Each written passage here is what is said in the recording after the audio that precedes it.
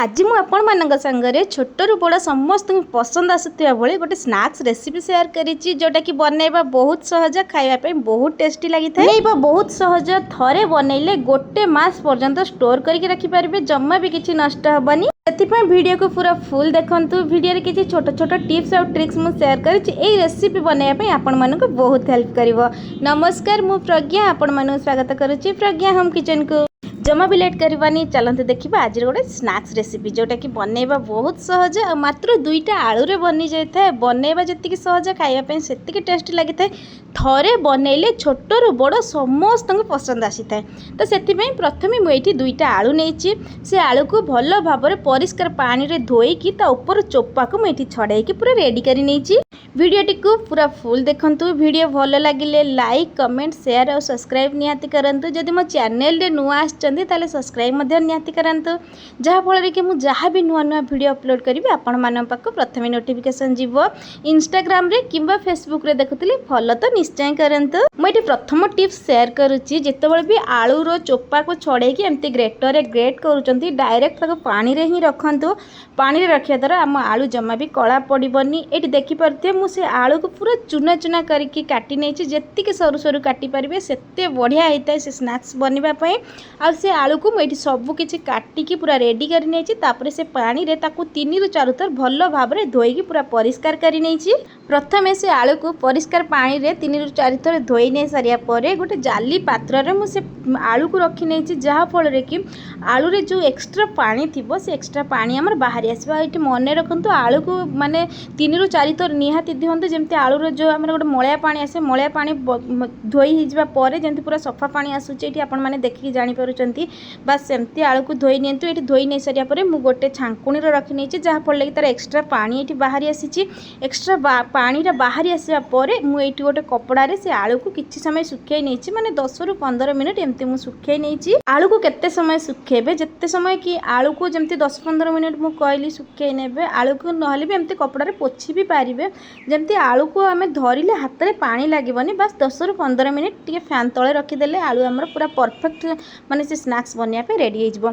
Gas उपर गोटे कड़ाई बसैकी मुझे रिफाइन तेल देती तेल पूरा भल भाव में ये गरम हो जाए माने जिते आलू देवे से समय जमी तेल पूरा भल भाव में गरम होता दरकार।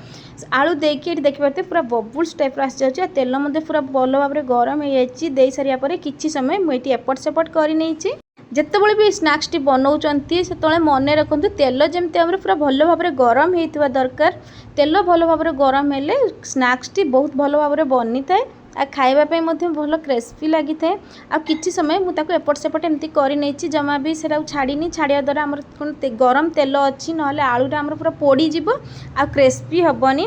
तो ये आपण मैंने देखिए जापे मुझे भिडियो आपको देखी देती आप देखिए जापे ये बबुल्स आम ढेर परिमाण में कमी आसला मैंने आगे जो आलूटा देते से बहुत जोर बबुल्स बाहर एवं कमी आसला मैंने आलू आम कि परिमाण में ये आसला। एवं मुझे छांकुणी छांकी नेबी छांकी नापर मुझे गोटे प्लेट रे रखी नहीं आई सेम परिमाण में से सबू आलू को मुझे छांकी रेडी कर नहीं। आलू को तो छांकी रेडी कर नहीं एवं मुझे चूड़ा किसी भाजी नहीं जहाँ फल कि खाइबापी बहुत टेस्टी लगी था। चूड़ा को जमा भी बेसी समय भाजिनी चूड़ा तो बहुत कम समय हो जाए आपण मैंने देखिए तो निहाती जापे एवं मुझे चूड़ा को काढ़ी से आलू सांगे रखी नहीं।